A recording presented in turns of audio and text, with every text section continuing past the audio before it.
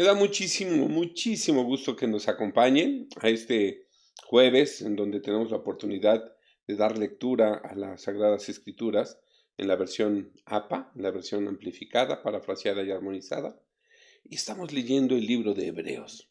Así que, bueno, pues vamos a continuar. La semana pasada tuvimos oportunidad de leer el capítulo 10 y el 11, los héroes de la fe del capítulo 11, y ahora vamos a entrar al capítulo 12. ¿Sí? Una larga carrera, la disciplina para correr esta carrera. Así que acompáñenme en la lectura, en la versión de su preferencia.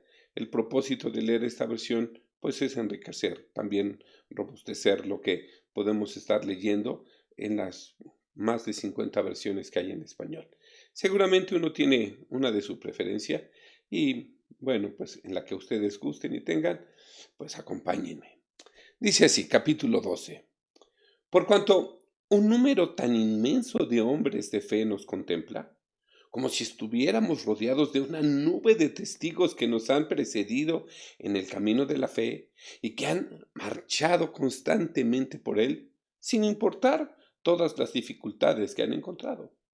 Nosotros, teniéndolos en cuenta, debemos despojarnos de todo lo que nos estorba y del pecado que nos enreda, para que, imitándolos, corramos con fortaleza la carrera que tenemos por delante y nunca rendirnos.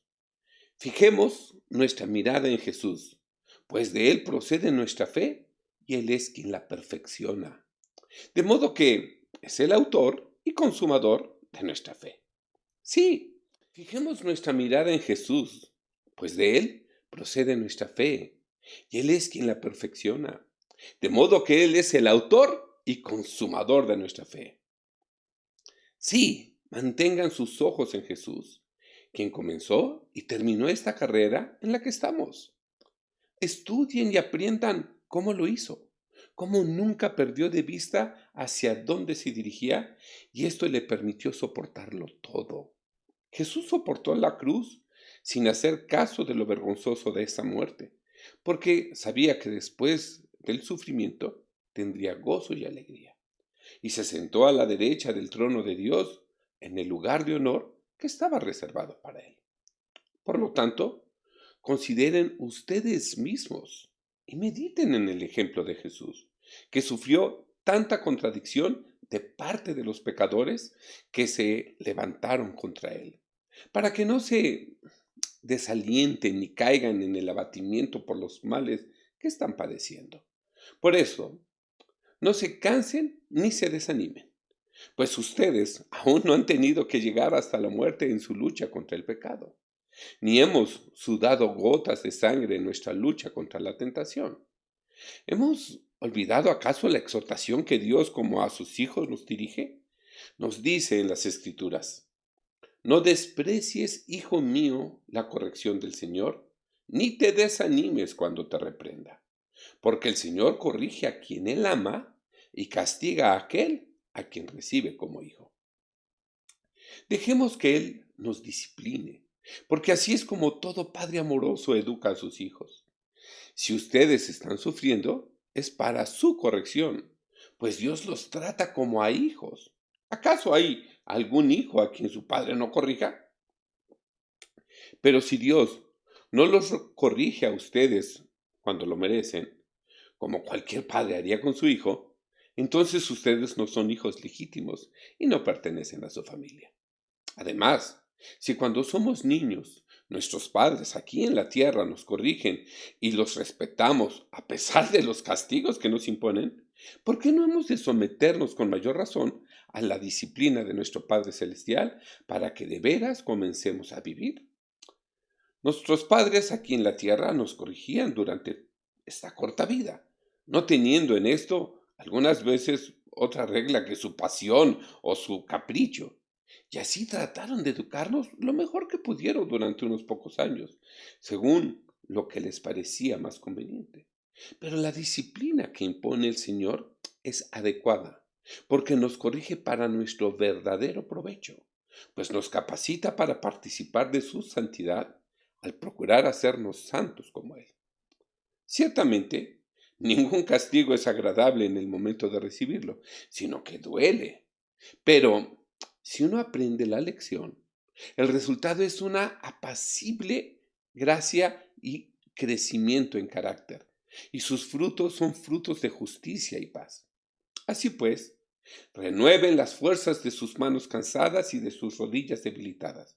Así que no te sientes en tus manos, no más arrastrando los pies. Despejen el camino para los corredores de larga distancia, para los que reconocen que la fe es una carrera, para que nadie tropiece y se caiga. Es decir, para que nadie vacile de su fe y renuncie. Busquen el camino derecho, para que nadie se extravíe del camino. Cuiden al que está lastimado, para que sane el pie que está cojo y no se tuerza más. Procuren también que nadie se meta en otro hoyo y se tuerza el tobillo. Ayúdense unos a otros y corran por ello. Procuren estar en paz con todos. Eviten las rencillas y las discusiones acaloradas y procuren llevar una vida santa, pues sin la santidad nadie podrá ver al Señor. Procuren que a nadie le falte la gracia de Dios ni abandone la fe, a fin de que ninguno sea como una planta de raíz amarga que al brotar sus retoños impida que la buena semilla crezca, haciendo tal daño que envenena a la gente. No permitan que la infidelidad de uno solo manche el alma de muchos, arrastrándolos con su mal ejemplo. Que ninguno de ustedes ande en pecados sexuales. No se haya entre ustedes ningún fornicario, que nadie se entregue a la prostitución y mucho menos desprecie lo sagrado. Pues esto hizo Esaú, que despreció la bendición de su primogenitura y por un solo plato de lentejas vendió sus derechos de hijo mayor.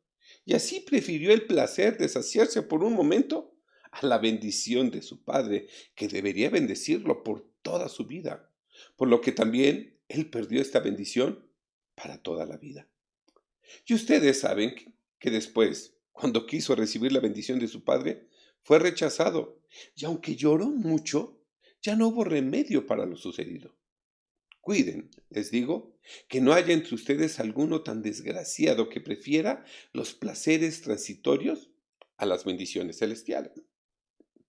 Permanezcan firmes en la fe que han abrazado y vivan en la santidad que ella les demanda. Pues ustedes no se acercaron como los israelitas que recibieron la ley antigua al monte Sinaí, monte sensible y palpable, ni tuvieron que experimentar el terror del fuego abrasador, donde había tinieblas y la horrible tormenta que experimentó el pueblo de Israel, llena de relámpagos y tempestad, ni oyeron el estruendo de la trompeta, ni la sobrecogedora voz de Dios cuando les dio la ley. Los que oyeron esa voz rogaron que no les siguiera hablando, sino que Dios les manifestara su voluntad por medio de Moisés, porque no podían soportar el rigor de esa amenaza que decía: al que ponga el pie en el monte hay que matarlo a pedradas o con lanza, aunque sea un animal. Y en efecto, la escena que se veía era tan espantosa que el mismo Moisés dijo: estoy temblando de miedo. No, esa no es su experiencia en absoluto. Ustedes, por el contrario, han tenido la dicha de poder acercarse y subir directamente al monte de Sión, a la ciudad del Dios viviente, la Jerusalén celestial y a la comunidad de muchos miles de ángeles reunidos para alabar a Dios. También a la iglesia de los primeros hijos de Dios inscritos en el cielo. Hombres y mujeres y niños se han acercado a Dios, el juez de todos, a los espíritus de los hombres buenos que Dios ha hecho perfectos. Se han acercado a Jesús mismo, abogado y mediador de una nueva alianza, y a la sangre con que hemos sido purificados, la cual nos habla mejor que la sangre de Abel, pues en lugar de clamar por venganza, concede gratuitamente el perdón. Por eso, tengan cuidado de no rechazar al mensajero que les habla. Así que no hagan oídos sordos a estas amables palabras. Si ustedes, que ignoraron las advertencias que Dios les hizo cuando les llamó la atención aquí en la tierra por medio de Moisés, el mensajero terrenal, no se salieron con la suya, ¿qué nos pasaría si le damos la espalda a las advertencias celestiales? Pues mucho menos podremos escapar nosotros. Cuando Dios habló en el monte Sinaí, su voz conmovió la tierra, pero ahora dice, una vez más, haré temblar no solo la tierra, sino también el cielo. Su voz esa vez sacudió la tierra hasta sus cimientos. Al decir ahora, una vez más haré temblar no solo la tierra, sino también el cielo. Esta vez nos lo ha dicho con toda claridad, también sacudirá los cielos. Un último temblor de arriba a abajo, de proa a popa. La frase una vez más significa una última sacudida, una limpieza profunda de la casa, deshaciéndose de toda la basura histórica y religiosa para lo que esencial e inquebrantable permanezca claro y ordenado. Debemos entender que va a remover las cosas cambiantes, que solo fueron hechas para determinado tiempo y que no tengan cimientos firmes, para que solo lo estable e inconmovible permanezca para siempre. El reino que Dios nos da no puede ser movido, ni está sujeto a ninguna mudanza. Su reino es eterno. Demos gracias porque también nos hace partícipes de este reino eterno y adoremos a Dios con la devoción y reverencia que le agradan. Porque nuestro Dios es como un fuego santo que todo lo consume. Capítulo 13. Cultiven el amor fraternal. No dejen de amarse unos a otros como hermanos. No se olviden de ser amables y hospitalarios con los que lleguen a su casa, pues de esa manera, sin saberlo, algunos hospedaron ángeles. Acuérdense también de los que están presos por la causa de Cristo. Sufran con ellos como si ustedes fueran los presos. Consideren la necesidad de los que han sido maltratados, porque se pueden imaginar por lo que ellos están pasando, ya que ustedes también pueden pasar por lo mismo.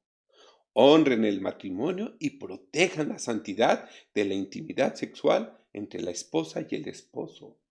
Dios traza una línea firme contra el sexo casual o ilícito. Insisto, que todos respeten el matrimonio y mantengan la pureza de sus relaciones matrimoniales, porque Dios juzgará a los que cometen inmoralidades sexuales y a los que cometen adulterio. Eviten la avaricia. No idolatren el dinero, no se obsesionen con conseguir más cosas materiales.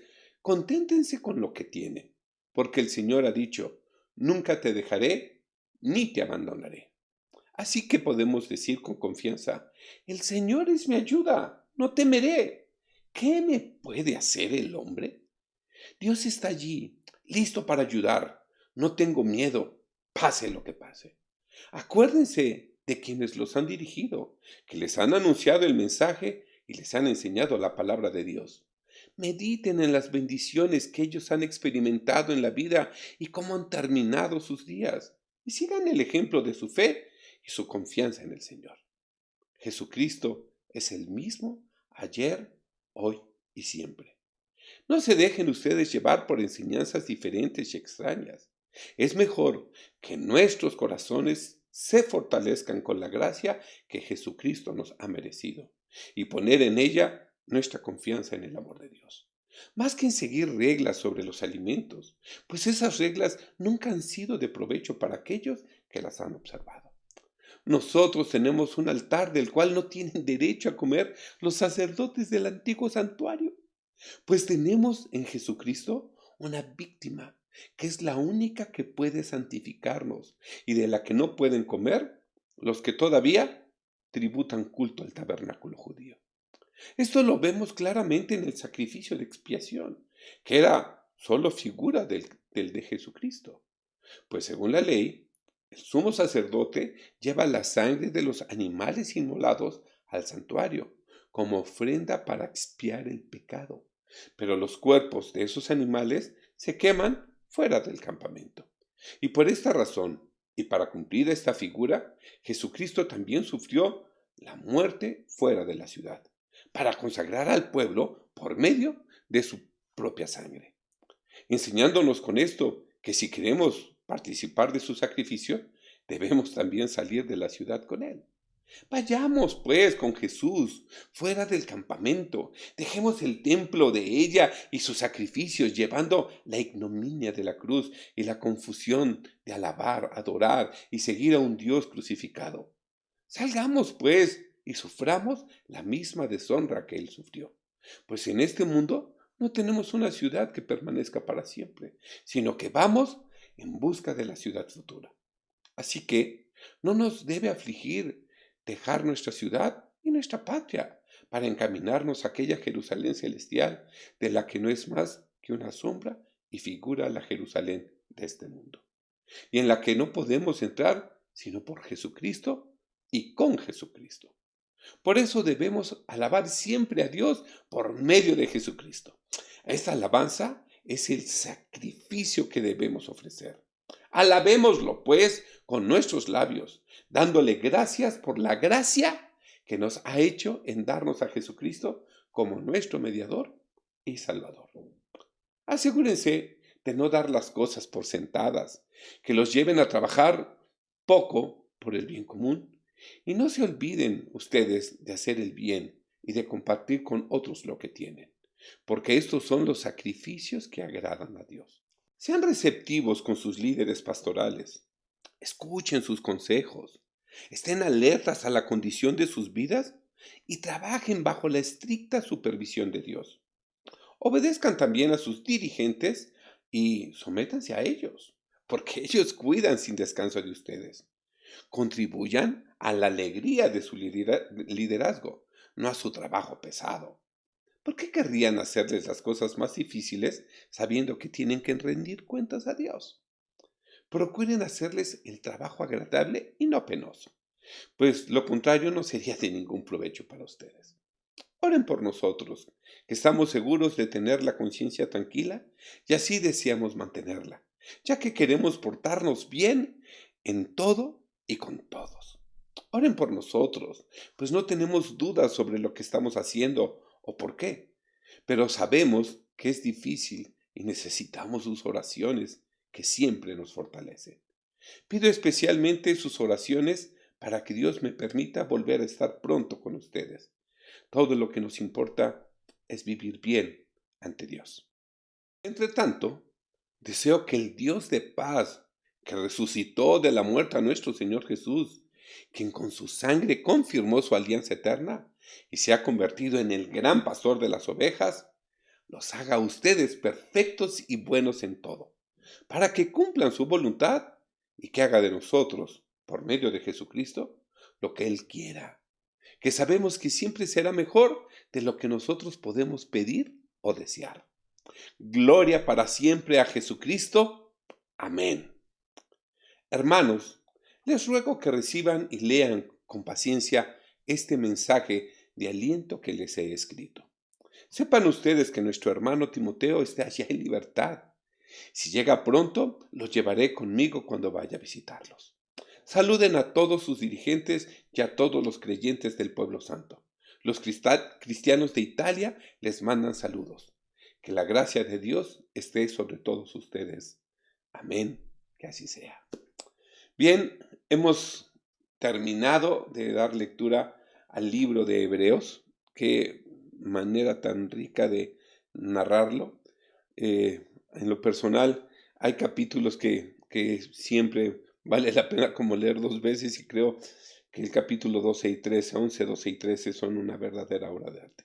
Espero que lo hayan disfrutado tanto como yo y que cada palabra que hoy nosotros pudimos decir cumple el propósito por el cual llegó hasta sus oídos. Que la gracia, el favor y la bendición de nuestro Dios permanezca con todos ustedes. Amén y amén. Esto se los dejo de tarea. Hasta luego.